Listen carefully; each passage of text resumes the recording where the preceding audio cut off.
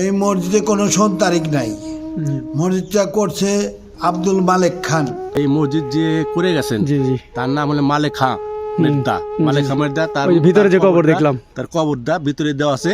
সে যখন এই মসজিদটা তৈরি করেন তখন সে বলে গেছিল আমার মৃত্যুর পর মসজিদের সামনে আমার কবরটা দিয়ে যাবা। তার কবরটা তখন তার শেষ ইচ্ছা পূরণ হয়েছে। আসসালামু আলাইকুম প্রিয় দর্শক, আমি চলে এসেছি টাঙ্গাইল জেলার নাগরপুর উপজেলার তেবাড়িয়া গ্রামে। এখানে এমন একটি মসজিদের খোঁজ পেয়েছি, এটা হচ্ছে যুগ যুগ ধরে এখানে দাঁড়িয়ে আছে। এলাকার মানুষের মুখে শুনলাম এটা নাকি গায়বী মসজিদ। এটা হঠাৎ করে এক রাতের মধ্যে মসজিদটি নির্মাণ হয়েছে। এখানে এই মসজিদ নিয়ে মানুষের বিভিন্ন কথাবার্তা রয়েছে, যেমন এখানে বিভিন্ন ধরনের পরী এখানে ইবাদত করে, জিন ইবাদত করে। আজকে আমি এই ঘটনাটি আপনাদের সাথে সম্পূর্ণ আলোচনা করব। এই মসজিদটি বাইরে থেকে যতটা সুন্দর দেখতে পাচ্ছেন, ভিতরটা আরো বেশি সুন্দর। এখন আমি আস্তে আস্তে মসজিদের ভিতরে যাচ্ছি, পুরো এরিয়াটা আপনাদের দেখানোর চেষ্টা করব। দেখুন বাহিরের দৃশ্যটা খুবই সুন্দর, খুবই চমৎকার।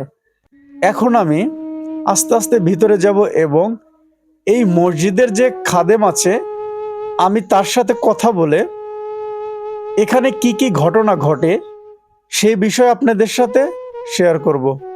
দেখুন মসজিদটা একদম নির্জন, কোনো লোকজনের কোনো আবাস নেই। এখন আমি সামনে যাব, দেখব কোনো মানুষ আছে কিনা। তো ধীরে ধীরে সামনে যাচ্ছি। ওইখানে একজন চাচাকে দেখতে পাচ্ছি, চাচার সাথে কথা বলে জানতে পারবো এই মসজিদ সম্পর্কে। এই সম্পর্কে আমাদের একটু বলেন যে এটা মসজিদটা কতদিন যাবত এখানে নির্মাণ হয়েছে, এই সম্পর্কে একটু আমাদের বলেন। এই মসজিদে কোনো সন তারিখ নাই। মসজিদটা করছে আব্দুল মালেক খান। তার মসজিদ উনি বাড়ি আছিল ইয়েতে সলিল, গ্রামের নাম হলো সলিল, বাগুড়িয়া ইউনিয়ন। সেখানে নদীতে ভাঙ্গে আছে, তার বাড়িঘর ভাঙ্গে আছে, সেখানে মসজিদটা ছিল।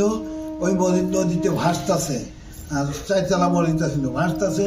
ওই ছবি উড়িয়া ইন্ডিয়া, তারপরে ঘোড়া ছাড়ছিল যে আমার এই ঘোড়া যেখানে থামবো ওইখানে আমি একটা মসজিদ করে দেবো। ঘোড়া ছাড়ছে, ঘোড়া ধরে এখানে এসে ঘোড়া থামছে, থামলে মধ্যে এখানে 314 শতাংশ জমির মধ্যে মসজিদ করছে।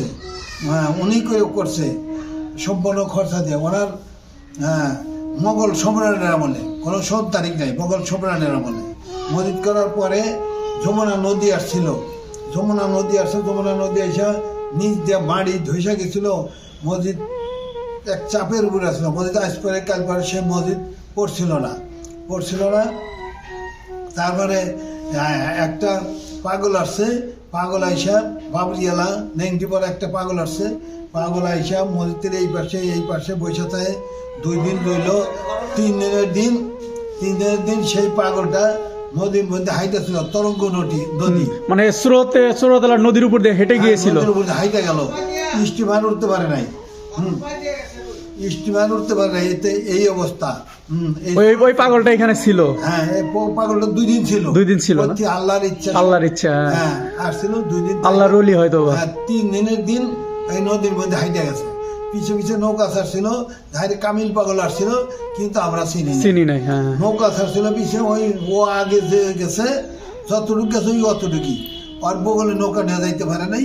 দেখা ঘুরাইছে নদী, চোরতলা নদী। ও ঘুরাইছে, পানির মধ্যে হাইটে গেছে। আর এরা নৌকা নিয়ে গেছে, তারা ধরতে পারে না। তারা ঘুরে আসার পরে দেখে যে পক্ষীর মতো দেখা যাইতেছে। ওই বছরই নদী আর চর পেটে গেছে। আর নদী ভাঙে নাই না, থেকে নদী ফেরত গেছে, চর পেটে গেছে।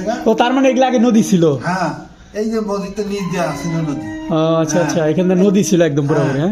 এই তো নদী চর পড়ে গেছে। এর থেকে মানুষে গাইবি মসজিদ বলে। অনেক দূর দূরান্ত যে জামানত করে আল্লাহ তাদের মনে আশা পূর্ণ করে।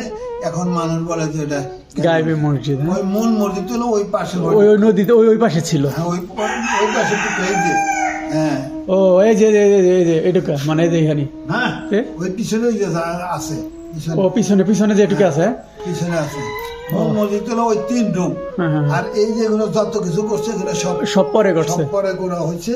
এই সব মানুষের মান্যতের টাকা, অনেক দূর দূরান্ত থেকে লোকজন আসে মান্যত করে দেন, তাদের বলে সব পূর্ণ করে মান্যত দিয়ে দেয়। ওই মান্যতের টাকা ব্যাংকে রাখে, কমিটি আছে, ব্যাংকে রাখে, স্টাফের বেতন দেয়, 5 জন স্টাফ আছে, স্টাফের বেতন দেয়, এবং যে যেখানে যে কাজ করার দরকার ওই কাজে খারাপ। তো আমরা একটু ভিতরে দেখি। হ্যাঁ যান প্রিয় দর্শক, সেই মসজিদের ভিতরে আমি অলরেডি ঢুকে পড়েছি। মানে বাকি এই পিছনের যেখানে অংশ দেখতে পাচ্ছেন এটা হচ্ছে পরবর্তী সময় করা হয়েছে, কিন্তু যে মূল গায়েবী মসজিদে বলে, মানে গায়েবী মসজিদের যে মূল যে অংশ ছিল সেটা হচ্ছে এই যে সামনে দেখতে পাচ্ছেন, এই যে শিকল গেট দেওয়া, এটা হচ্ছে হলো সামনের অংশ ছিল। মানে এটা সর্বপ্রথম ছিল সেই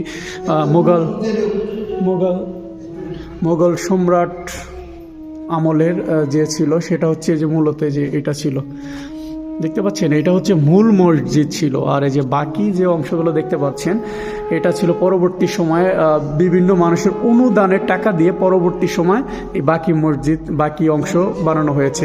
সামনে যে কবরটা দেখতে পাচ্ছেন এই কবরটা হচ্ছে যিনি এই মসজিদটা করে দিয়ে গেছেন, মসজিদে যখন জমি দান করেছিলেন এটা তার কবর। দেখছেন, তার জন্য সবাই দোয়া করবেন, আল্লাহ যেন মাফ করে দেন এবং ব্যস্ত নসিব করেন। দেখতে পাচ্ছেন তিনার কবরে এখনও মসজিদের ভিতরেই রেখে দিয়েছে, মানে এইটা তার জমির উপরে মসজিদটা করা হয়েছে। দেখতে পাচ্ছেন, এটা হলো মেন যে গায়েবী মসজিদ নামে যে চেনে সারা বাংলাদেশের মানুষ চেনেন, এটাই হচ্ছে মেন মসজিদ ঘর। দেখতে পাচ্ছেন এখানে প্রায় 4 থেকে 5 জন খাদেম রাখা হয়েছে মসজিদ দেখাশোনা করার জন্য, তার মধ্যে চাচা একজন। দেখতে পাচ্ছেন এই মসজিদে এনি টাইম সবসময় থাকে। এত টাইম দেখালাম ভিতরে সেই মসজিদের ভিতরের অংশ, এখন দেখাবো সেই মসজিদের বাহিরের অংশ। এই অংশটা যে দেখতে পাচ্ছেন এটা হচ্ছে মূল মসজিদ যেটা ছিল, গায়েবী মসজিদের মূল অংশ যেটা বাহিরে দেখতে পাচ্ছেন। আর এখানে সম্পূর্ণ দেখাবো 2টা কবর আছে, এই কবর 2টা কার সে সম্পর্কে আমি জানতে পারবো।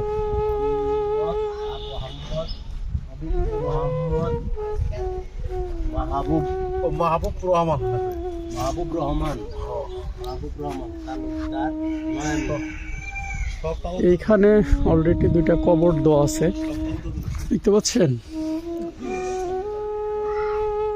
অনেক সুন্দর।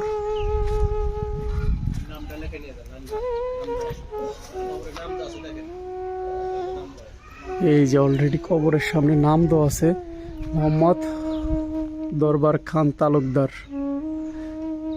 মারা গিয়েছে হচ্ছে 11 জ্যৈষ্ঠ 1358 সন। দেখতে পাচ্ছি। আর একটা হচ্ছে মোহাম্মদ জমিলা খানম, অনেক বছর আগে তারা মারা গিয়েছেন, তাদের কবর এখনও স্মৃতিস্বরূপ রাখা আছে। এটা হচ্ছে মূল মসজিদ, দেখতে পাচ্ছেন গায়েবী মসজিদের মূল অংশ, এটা হলো মেনার, দেখতে পাচ্ছেন। চাচা আপনার কাছ থেকে একটু জানতেছি, এই 2টা কবর কার? এই 2টা কবর হইলে আমার দাদা দাদি। ও আপনার দাদা আর দাদি না? দাদা দাদি, তারা তো অনেক বছর আগে মারা গেছেন। আর এই কবর এই মসজিদ যে করে গেছেন তার নাম হলো মালেখা মির্জা। মালেখা মির্জা, তার ভিতরে যে কবর দেখলাম তার কবরটা ভিতরে দেওয়া আছে। সে যখন এই মসজিদটা তৈরি করেন তখন সে বলে গেছিল আমার মৃত্যুর পর মসজিদের সামনে আমার কবরটা দিয়ে যাবা। তার কবরটা তখন ওই তার শেষ ইচ্ছা পূরণ হয়েছে, কিন্তু সামনে যে 2টা বারিন্দা দেওয়া হয়েছে ওইটা পরে দেওয়া হয়েছে। শুধু মসজিদ ছিল ফার্স্টে, পরবর্তীতে 2টা বারিন্দা দেওয়া হয়, এই আর কি। তো অসংখ্য ধন্যবাদ চাচা। আর আমাদের বংশধররা এই মসজিদ দিয়ে গেছেন 700 বছর অতিক্রম। আমাদের ফ্যামিলি যে গোড়ার থেকে শুরু করে যে আসছে এই সেলিম খান, তারপরে সেলিম মির্জা, তারপরে আসছে হইলে এই মানে যুগ যুগ ধরে যুগ আসছে যুগ ধরে জেনারেশন। মালে খান মির্জা হ্যাঁ হ্যাঁ যুগ যুগ ধরে আসছে। আমার দাদা দরবার খান দরবার থেকে খান, আমরা হ্যাঁ। তালুকদারে চলে যাই। তো চালকদার কারণ আমরা দরবার খান থেকে তালুকদারে চলে যাই। 7 প্রস্থান 6 প্রস্থানের পর থেকে আমরা তালুকদারে চলে যাই। চালকের চলে আসছেন এখন, হ্যাঁ? চলে আসি আমরা। অসংখ্য ধন্যবাদ। Thank you. ওকে, তো সবাই দোয়া করবেন। অবশ্যই।